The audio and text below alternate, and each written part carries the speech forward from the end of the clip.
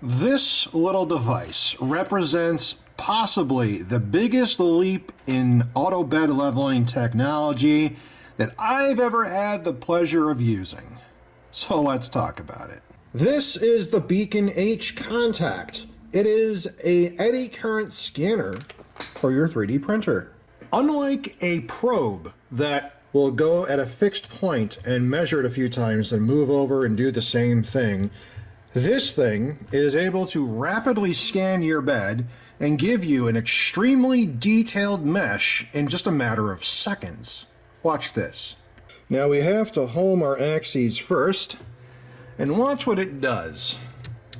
It's going to use our end stops for our X and Y, and then it's going to use the nozzle as a probe.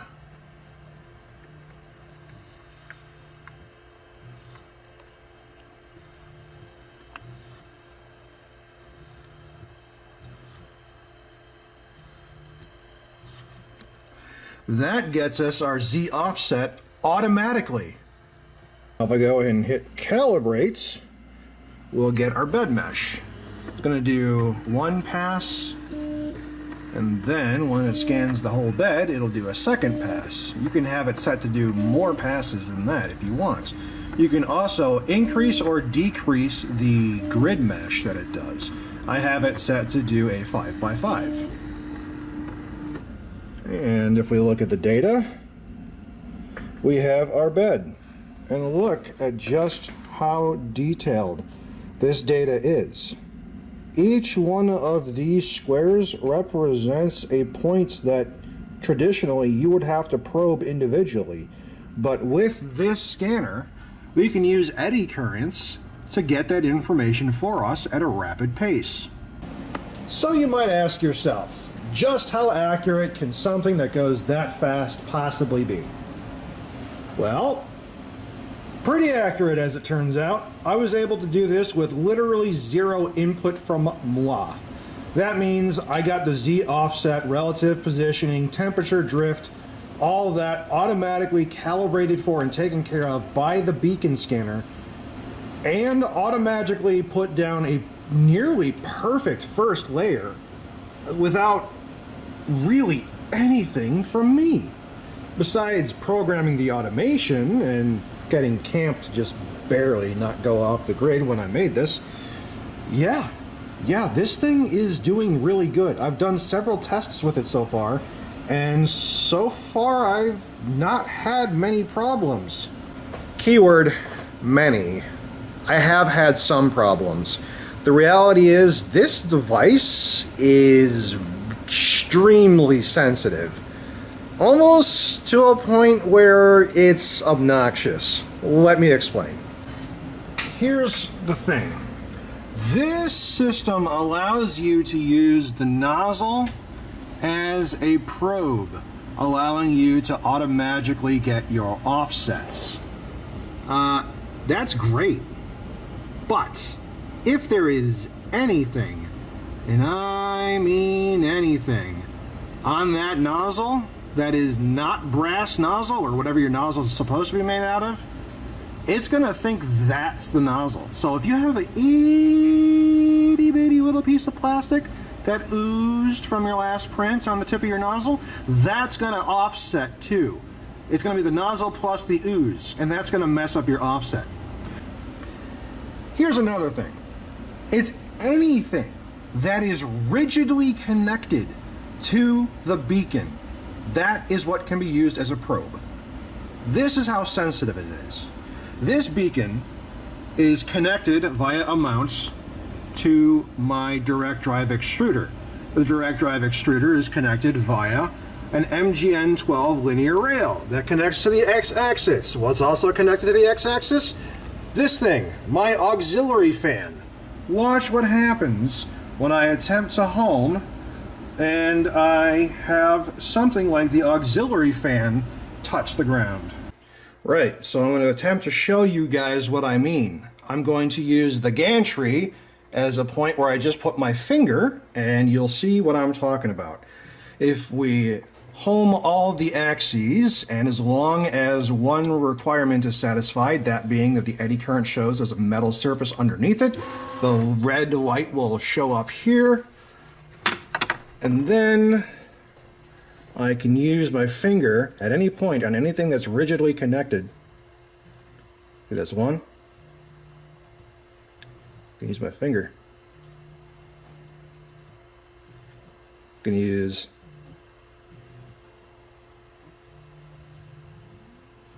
I can use the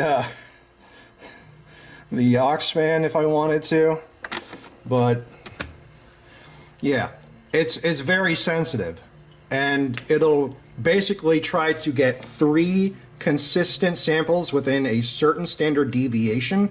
If it cannot get 3 consecutive standard deviation samples within a certain percentage of each other, it will throw out that data and attempt to do it again. So it takes 3 samples, and then if it doesn't work, it retries it.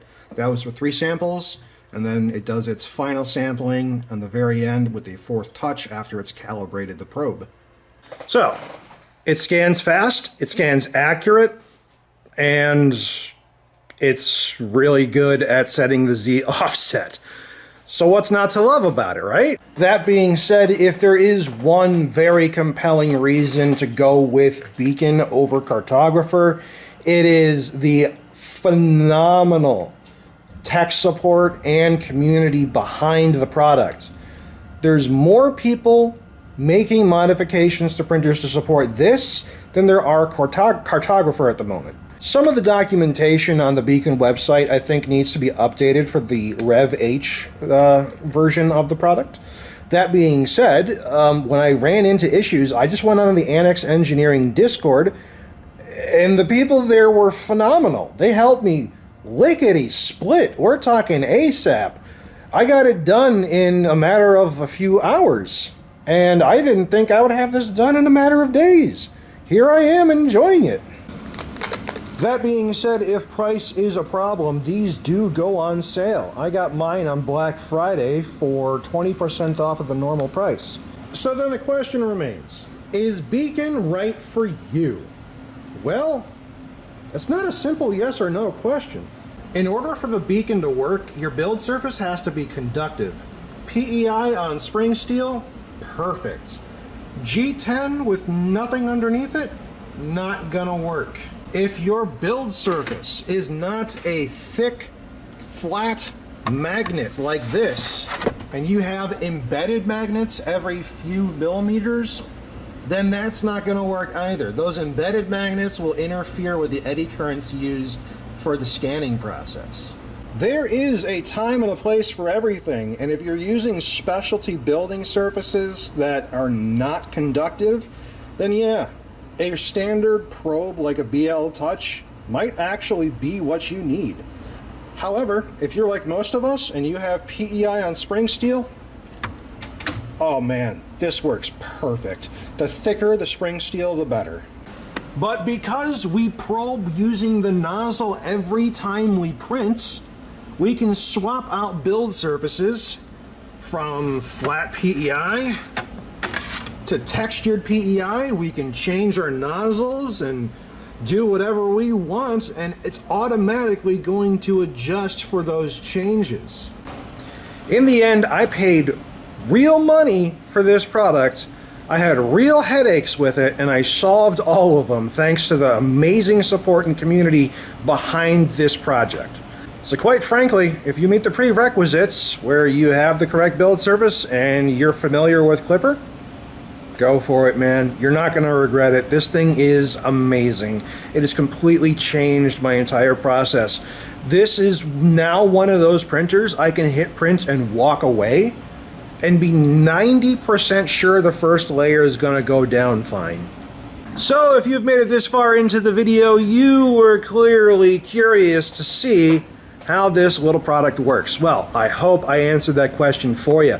Here on this channel, we don't review 3D printers, we review 3D printer components. If you want to see more videos like this, get subscribed. And if you liked this video, please give me a thumbs up. It really helps me with that algorithm nonsense. And as always, see you guys in the next video. Measure twice, print once.